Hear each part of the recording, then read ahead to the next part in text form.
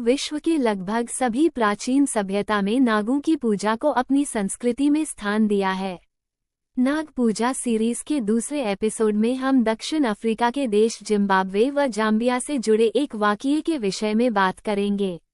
ये बात है 1956 की, जब करीबा बांध परियोजना का निर्माण कार्य शुरू किया जा रहा था।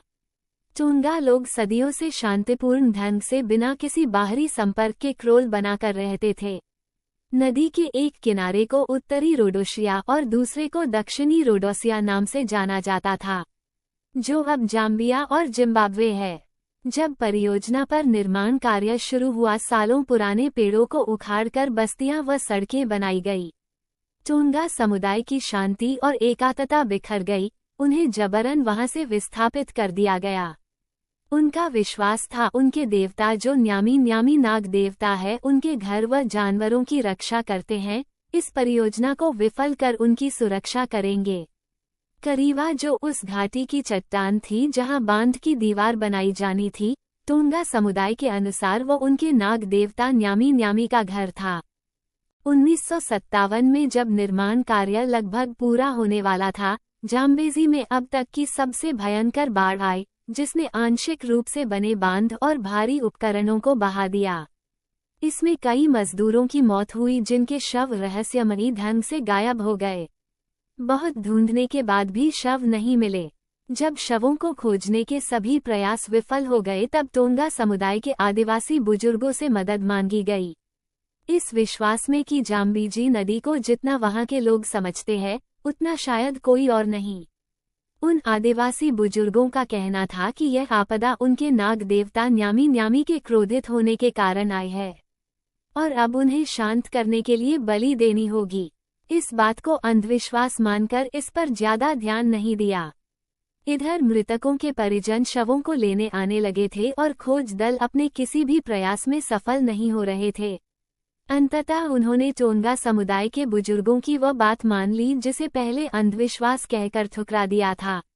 एक काले बछड़े की बलि देकर नदी में बहाया गया। अगली सुबह वहां से बछड़ा गायब था, उसकी जगह पर बाढ़ में मारे गए मजदूरों के शव थे। मगरमच्छों से भरी उस नदी में मृत बछड़े का गायब हो जाना जितनी सामान्य बात थी, उतना ही असामान्य था 3 दिनों बाद मजदूरों के शवों का इस तरह से मिल जाना।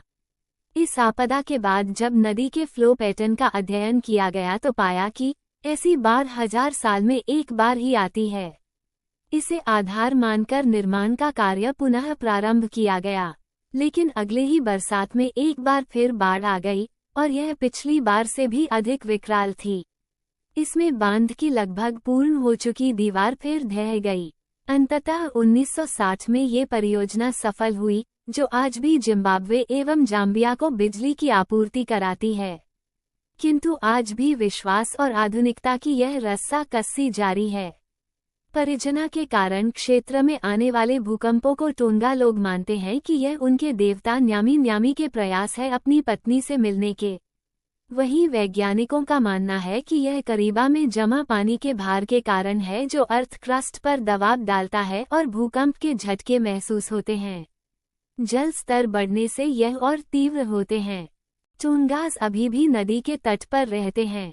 उनमें बहुत से लोग अभी भी मानते हैं एक दिन न्यामी अपना प्रण जरूर पूरा करेंगे। आपकी इस बारे में क्या राय है, हमें कमेंट बॉक्स में बताएं। विभिन्न प्राचीन संस्कृतियों में नागों की देवतुल्य उपस्थिति एवं उनसे जुड़ी कहानियों के लिए हमारे आने वाले वीडियोस को मिस न करें।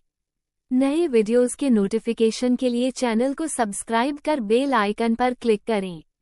जल्दी ही मिलते हैं एक नई कहानी के साथ।